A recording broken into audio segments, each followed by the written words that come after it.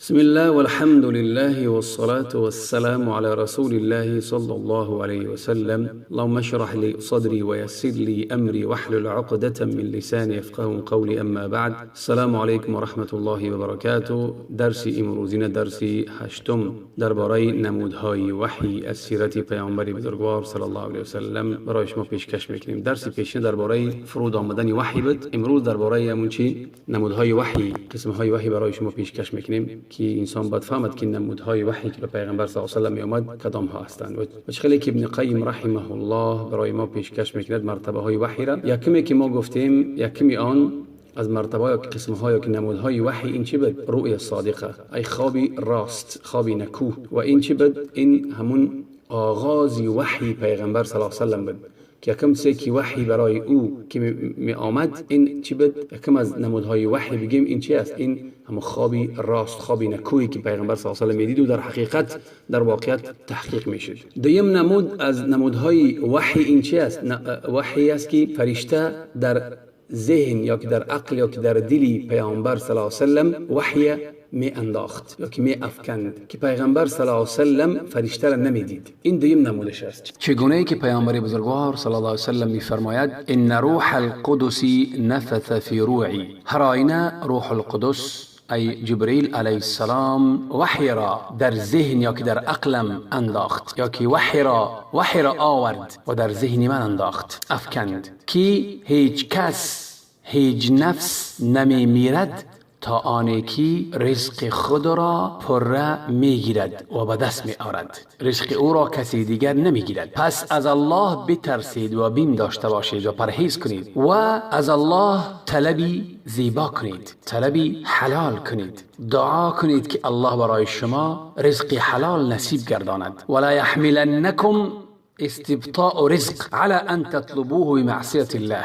و شما را دیر آمدنی رزق روزیتان وادار نسازد که شما رزق را با واسطه حرام طلب کنید، در حرام جستجو کنید، در نافرمان روایی الله جستجو کنید. نه، رزق روزی را از الله به واسطه حلال طلب کنید، براهای حلال رزق را جستجو کنید. پس هر آینه آن چیزی که در نزد الله هست، ای رزق در نزد الله هست، شما نائلی آن نمی شوید یا که به دست نمی آرید مگر به طاعتش، برای طاعت و عبادتش او را نائل می شوید. یعنی که رزق براهای حرام طلب نکند، برای حرام، برای معصیت، برای نافرمان روایی رزق طلب نکند. این حدیث بود شرحش نکی در ذهن پیغمبر یا که در دلش یا در عقلش همون چیرا وحی می آورد، می انداخت، پیغمبر او را نمیدید. سوم نمودی از وحی، فرشته وقتی که می آمد، جبرئیل علیه السلام وقتی که می آمد به صورت یک چی می آمد؟ مرد می آمد. پس پیغمبر خطاب می کرد و پیغمبر سخن می زد تا آنکه پیغمبر درک کند، بفهمد آن چیزی که فرشته برای او میگوید. یعنی این نمودش به شکل چی؟ به شکل یک مرد می آمد. چی بود؟ دحیه الکلبیش میگفتن. وقتی که همون به شکل مرد که می آمد، به صورت مرد، یا که بعضی صحابگان گاههای میدیدن همون چی جبریل علیه السلام به شکل صورت آدمیش.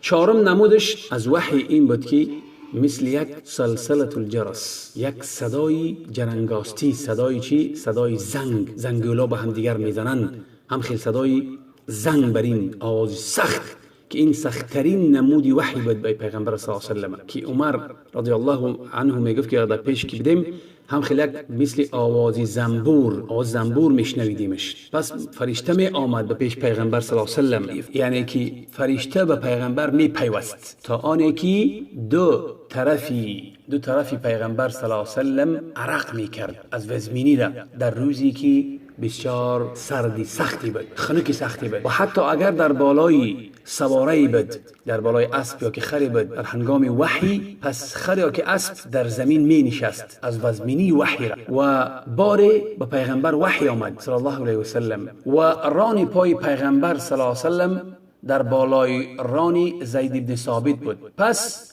وقتی که وحی آمد، ران پای پیغمبر صلی الله علیه و سلم همون قدر وزمین شد در بالای ران زید بن ثابت که قریب که ران پاش می شکست از وزمینیش. پنجم نمود پیغمبر صلی الله علیه و سلم فرشته را جبریل علیه السلام به همون صورتی که الله آفریده بود، به همون صورت و همون شکل می دیدش. وحی را می آورد چقدر که الله می خواست برای پیغمبرش وحی را. و این نمودی وحی شکل و صورتی خودش جبریل علیه السلام همگی 2 بار پیغمبر دیده بودش و وحی آورده بودش. ششم نمود الله عز و جل برای پیغمبرش وحی کرده بود و الله بالای آسمان ها بود در شب معراج، در اون وقتی که نماز فرض کرد. الله بالای آسمان بود و در همونجا در نزد الله برای اون وحی کرد در بالای آسمان ها. هفتم نمود سخنی الله برای پیغمبرش به واسطه. الله به واسطه به پیغمبرش وحی میفرستاد، سخن میزد به واسطه فرشته. خیلی که الله موسی ابن عمران سخن زده بود و این مرتبه ثابت است برای موسی علیه السلام به نص قرآنی و ثابت شده است برای پیغمبری بزرگوار صلی الله علیه و سلم در حدیث اسراء. در حدیث اسراء برای پیغمبر ثابت شده است و بعضی عالمان دیگر مرتبه هشتم را اضافه میکنند، خیلی که الله عز و جل پیغمبر وحی یا که سخن زده است به غیر حجاب، به غیر پرده، که این مسئله خلافی است، یعنی که به پرده، یعنی الله عز و جل سخن زده پیغمبر به حجاب.